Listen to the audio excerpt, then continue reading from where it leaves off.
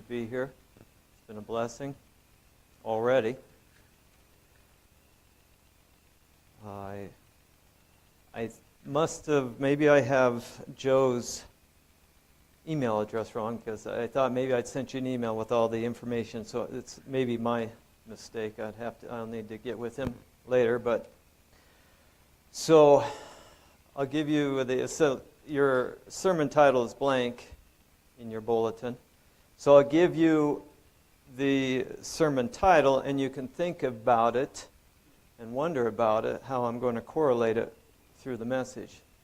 So the sermon title is You and Me Make a We. And we is spelled W-I-I.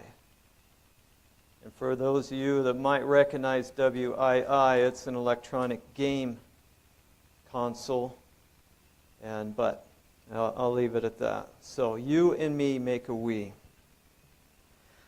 I appreciate the invitation to come. It's always fun to come back and see what I consider to be a home church, and to see some of the home people still here. And it's good. So let's open up with prayer. Our Heavenly Father, we thank you for the opportunity we have to be in your house of worship this beautiful Sabbath day. What a blessing it is to be with each other. What a blessing it is to hear each one of us proclaim how much we enjoy being here. With singing praises, with talking with each other, with just showing everyone how much we adore you. Be that in our thought, be that in our words as we discuss this message. Let this message be about you. We thank you in your name. Amen. So, I'd like to discuss. We're going to be in the book of Nehemiah today. Nehemiah is a profound story, and it is great to be able to read Nehemiah story, a true story. Starts in the 5th century BC. And Nehemiah is prominent in what gave the Israelites something to be proud of. And what he had finished had started nearly 100 years before he came to Jerusalem. And we find ourselves in Nehemiah. The actual year of Nehemiah is in approximately December of 445 to January of 444. When news came to him in the first chapter of Nehemiah, news came to him by his brother about what was going on back in Jerusalem. Nehemiah was in Susa. He was the king's cupbearer. Artaxerxes' cupbearer. We find that in the end of chapter 1. For I was the king's cupbearer, Artaxerxes. So Artaxerxes has been on the throne for 20 years now. Probably about 12 years before this time, Ezra and a number of people went back underneath the command of Artaxerxes to go back and rebuild the city. And so that was in 457. Now the temple had already been built, had been rebuilt from the time Nebuchadnezzar had torn it down. During this time, from 457 to Nehemiah's time, Artaxerxes, the king Artaxerxes, wasn't the most prominent king. He waved in uncertainty. He was moody. He was depressional. And it seemed like he would wave in his authority. And it was a point during this time when Ezra went back that Nehemiah, at the time we're here in Nehemiah, that actually the Samaritans back in Israel had convinced Artaxerxes to stop building because of the consideration that the Jews would uprise and revolt. And so Artaxerxes put a halt to Ezra's time of rebuilding Jerusalem, the walls and such. Nehemiah comes on scene at this point. And actually Nehemiah's brother came back from Jerusalem and gave him some very bad news, of which Nehemiah prayed for a number of days. His brother said, Nehemiah, expecting to hear great things, found out from his own brother that no, nothing's happening. The walls are still torn down. No one is doing anything. Nehemiah was depressed on this. And it was a couple months later that he finally had the nerve to go in front of the king to ask a special request to go back to Jerusalem. And he did. He asked Artaxerxes. Artaxerxes says, sure enough, you can go. Take the time you need. I will actually send a military escort with you. I will send proclamation letters to any authority that you come into, that they will see these authoritative letters from me to say you have full right to do what you need to do. It was a blessing. And actually, Nehemiah counted it a blessing. But we get into the point when Nehemiah arrives at Jerusalem in the latter part of chapter 2, and this is where we're going to start our focus. Nehemiah arrives in Jerusalem, and he's there for 3 days.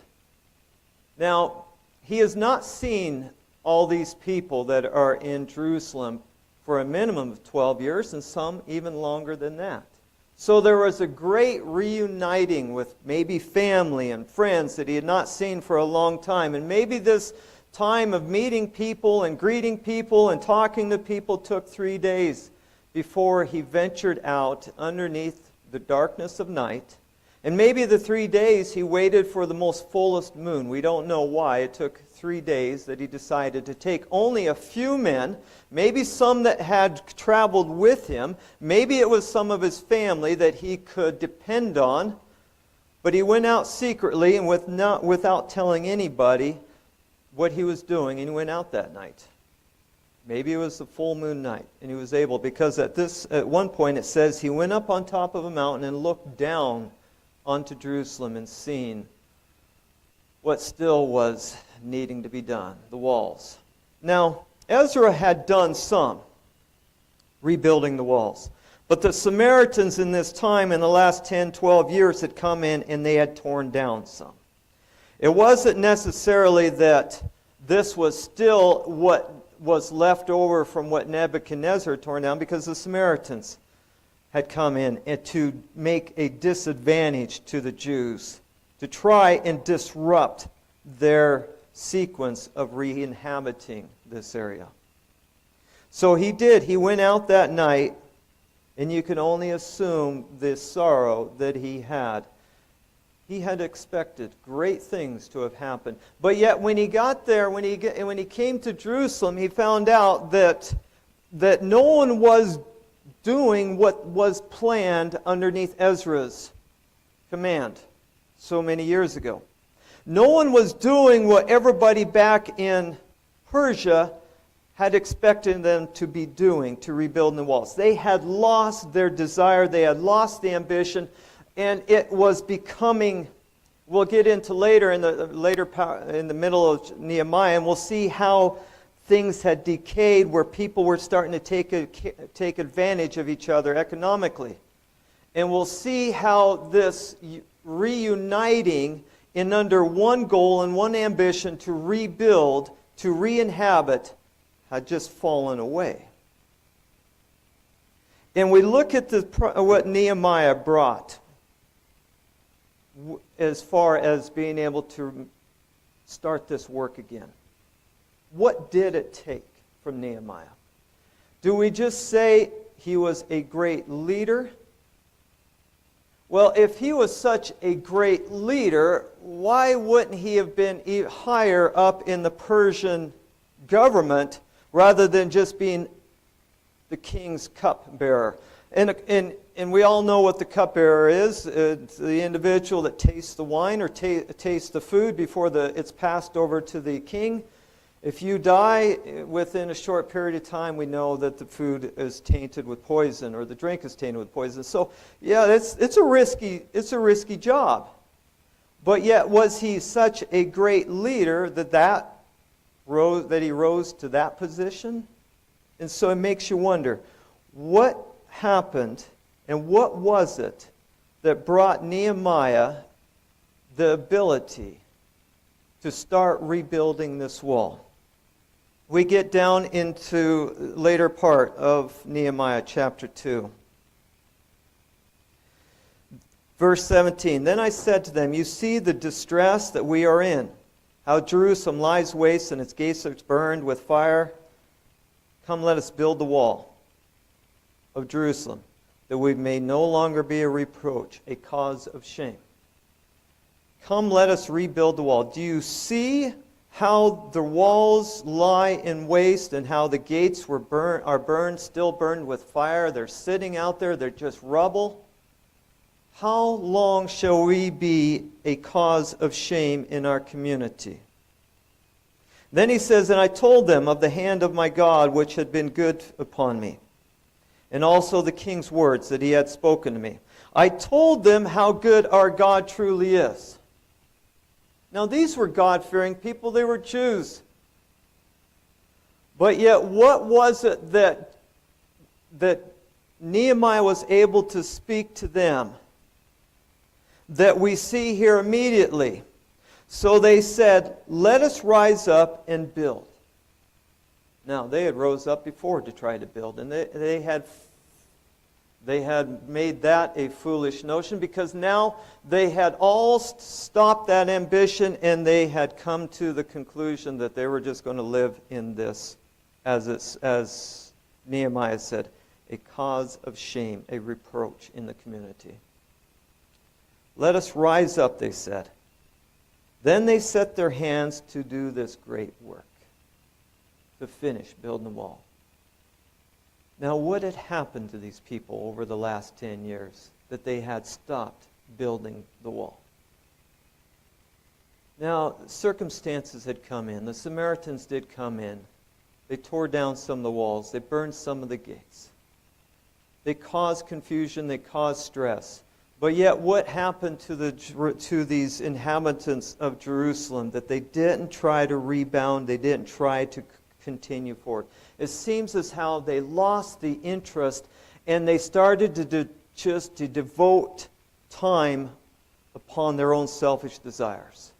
If we look a little bit later in Nehemiah chapter 5, Nehemiah, after later on, here about 2 months later approximately, Nehemiah has to dive into this problem where he found out that a number of the elite of the Jews there in Jerusalem had taken advantage of the people that had become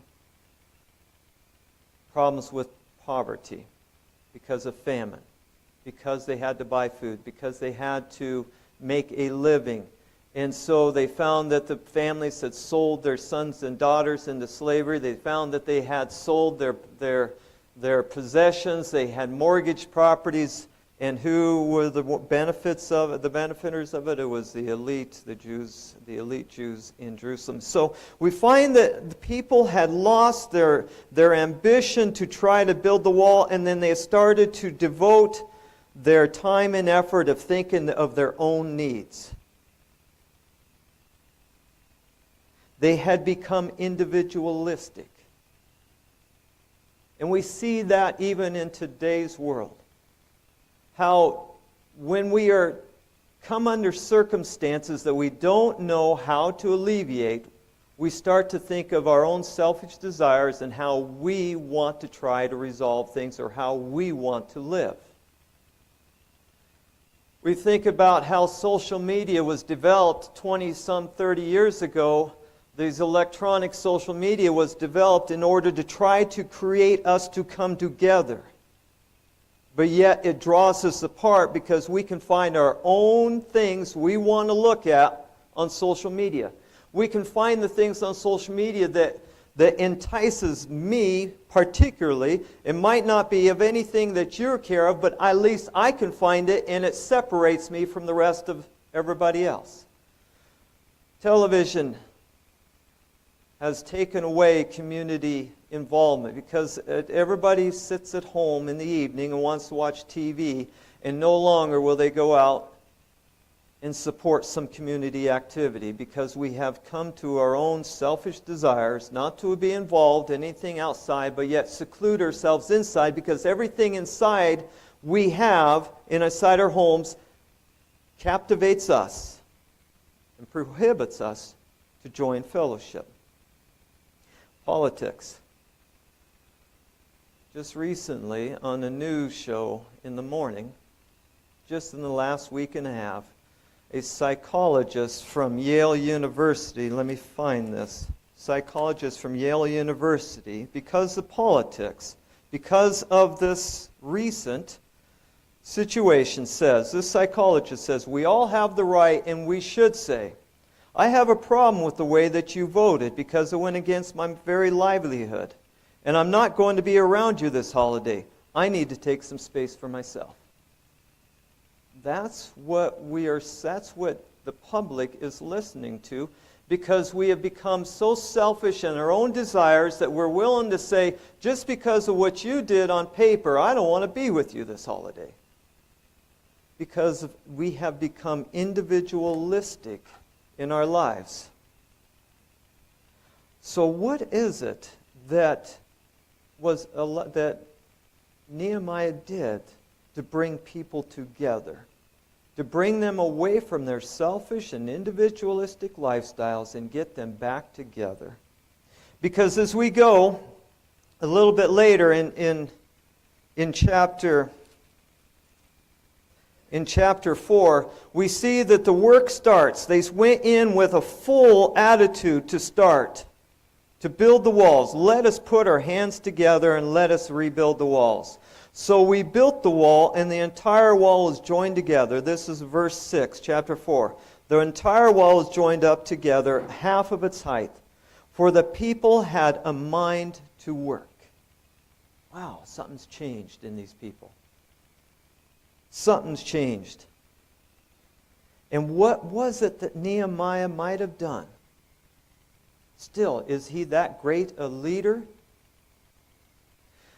Next, all of a sudden, the people, the individuals, the Samaritans, the Arabs, the Ammonites outside the cities, Sanballat, Tobiah, Geshem, these leaders of these tribes on the outside outside the areas of Jerusalem, they were standing close there watching, and they were ready to try to make any disruption they could.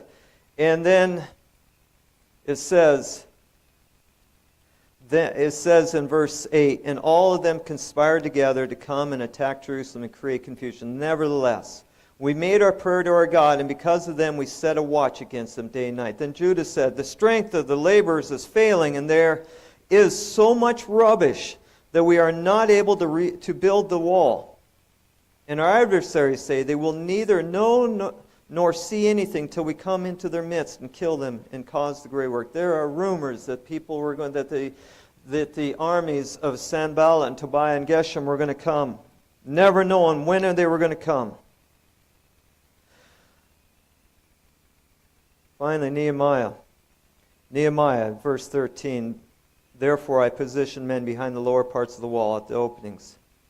And then in verse 14, and I looked, Nehemiah, this is a situation where actually even Nehemiah looked out at the horizon and seen the militaries starting to form.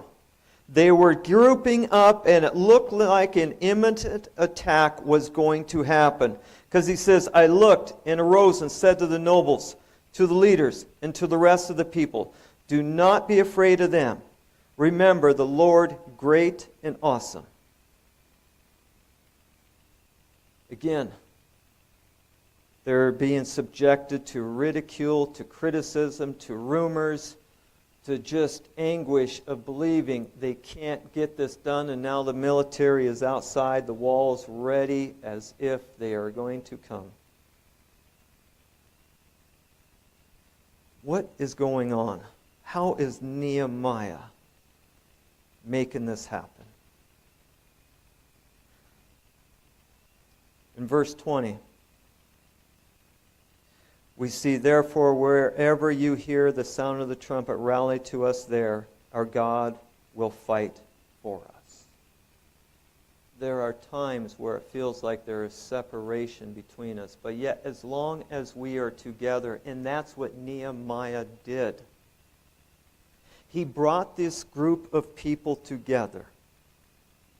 He gave them the idea, he gave them the thought that if God has spoken to me and has taken all these situations to bring me to you, God is with us and God will fight for us.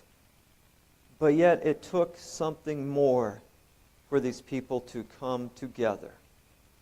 They needed to know that being together was vital in order to solve any problem. They needed to know that because these same people that had been sitting around not doing anything is the same people that Nehemiah came and said, God has given me the miracle to be with you here in Jerusalem, and it is by His hand that as I am here, and it is by His hand as well that I am here to support and help you rebuild these walls. Did it take one man to rebuild these walls? In a sense, it did. It took one man to say, I am here with you. Let's get it done. And it said, as it said right there, let us rise up and build. And they set their hands to the task.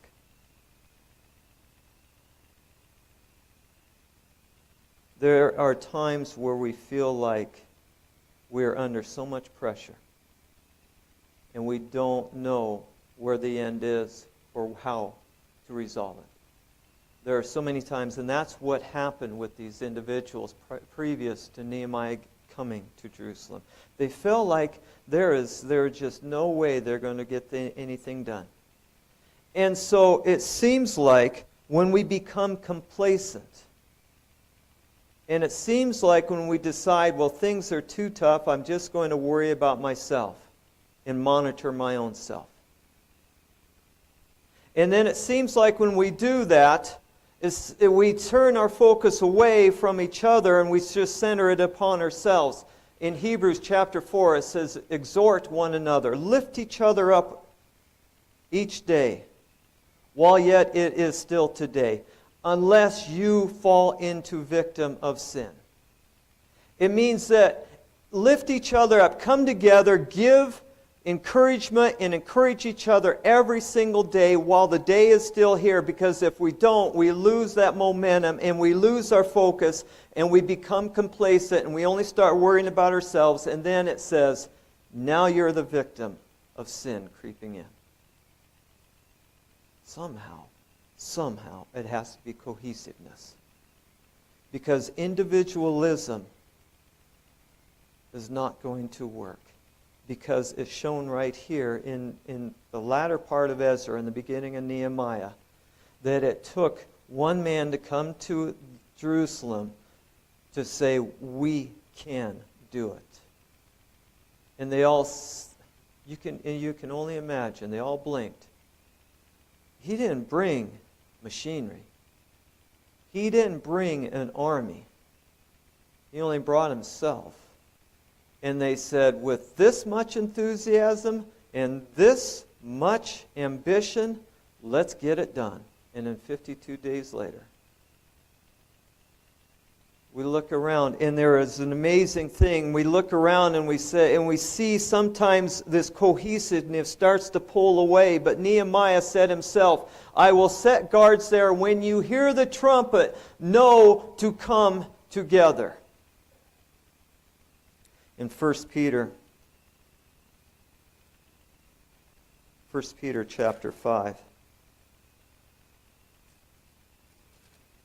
1 Peter chapter 5 says, resist them. In verse 8 it says, be sober, be vigilant, because your adversary the devil walks about like a roaring lion, seeking whom he may devour. Resist him, steadfast in the faith, knowing that the same sufferings are experienced by your brotherhood in the world. Can you hear the trumpet sound? when there is a problem and we should be able to hear the trumpet sound. We should be able to come together knowing that we've all endured the same. And it shouldn't be as tough when we feel alone without someone there lifting us up daily while it is still today. Quite a few years ago when my kids were younger, they came home one day. I don't know if it was because of friends at school or they were listening to friends, but they came home. And both of them, my two boys, I remember they were standing there and they started asking me, "Can we get a Wii? Can we get a Wii? Can we get a Wii?" Now, hopefully everybody knows what the Wii is. It was developed like in 2007. It was a game type of game station that you would plug into the TV, and it was state-of-the-art because the controls, you could swing the control and it would act on the TV. It would show you, if you were playing a tennis game, you could swing the control and it would show you swinging on the TV. Baseball, it would show you swinging the bat.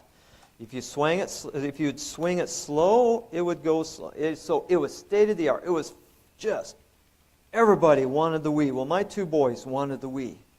Can we get the Wii? Can we get a Wii? Can we get a Wii? And I thought, at this point, if I just say no, I don't think that's going to work as well. Because I'm sure that it will continue to go on and on and on. Can we get a Wii? Can we get a Wii? And I thought, I'm going to have to do something that is going to ring in their minds. So instantly I thought, I grabbed them. And I grabbed them tight. And I fell back on the couch and I hugged them really tight. And I said, "You and me make a Wii." Now, they weren't as impressed. And they looked at me and they thought for a little bit, "No, can we get a Wii? Can we get a Wii?" And I said, "You and me make a Wii, and we are going outside. And we're going to go outside together." So every single time they would ask me again, I would grab them, and sometimes one would go running down the hallway screaming, and the other one was too slow on to grab him. You and me are going to make a Wii. And that's what it is. You and me make a we. And we can't do it without each other. It was probably a year later, and they finally learned not to ask for a we, because they were going to get bear hugged, and then they were going to find out we were going to have to go do something together. It was about a year later, Christmas time, and I decided I would get them some type of game station to hook to the TV. Now, there's multiple game stations, PlayStation, Xbox. I didn't want any of that because the number of hundreds and hundreds of games that come with them. Now, I grew up with the Atari. If anybody remembers the Atari. That came back in the 70s, and you only had one game at the time, and it was, I don't remember what it was called, just a little tennis ball going back and forth. Pong. Pong. I grew up with that. Now, with one game, you can't go wild. You get bored with it. So you do go outside. But I decided I would go buy them something. It was some type of Star Wars little game thing that you would plug in the TV, and the little control, the game was, you'd hold in your hand, and it was almost like the T-2000 Starship Battleship steering wheel. And you could turn the steering wheel, you could hook it up to the TV, you could turn the steering wheel, and had a little button to shoot other enemy starfighters down. And so when my kids opened that up that Christmas, they looked at it and then one of them squealed, "It's like a Wii!" Now, there are many things like a Wii, but nothing replaces the Wii. You understand? Nothing replaces the we. Nothing replaces you and me being together. In the scripture text that was read in Zechariah 8:23, there is a time when 10 individuals of different language will grab hold of a hem of a Jewish individual and say, "Take me with you wherever you go, because I know God is with you." That time is yesterday, today, and tomorrow. If we are a group of people that are united, and as the same manner that Nehemiah was able to unite this group of people to rebuild the walls, and it says at the end, it says in Nehemiah that after they rebuilt the walls, that the Tobiah, Sanballat, Geshem, they were amazed. And they considered it a miracle, and they said, God must be with them. Because they stood together, they formed together, they came together as a we. And in the same manner, Zechariah chapter 8:23. Now Paul says there is neither Jew nor Greek there. We are all under one under God. So when Zechariah says that there is a time when 10 individuals speaking a different language will grab the hem of a Jewish man and say, "Take me with you because I know God is with you." That time is for us today. To be together. To stand out. We are a peculiar people, a holy nation. We are that group that God has promised us to be. That people outside will look and say, "Take me with you, because I see God is with you." And it can only happen if you and me make a we. And like I said, there are many type of duplications and many things that try to look like a we, but there can only be one we. And that's when we are together. And Nehemiah brought people together with encouragement, with a plan, and with just saying, "I want to help you. Let me help you finish this wall." Let's end with our closing song. Number 633, "When We All Get to Heaven."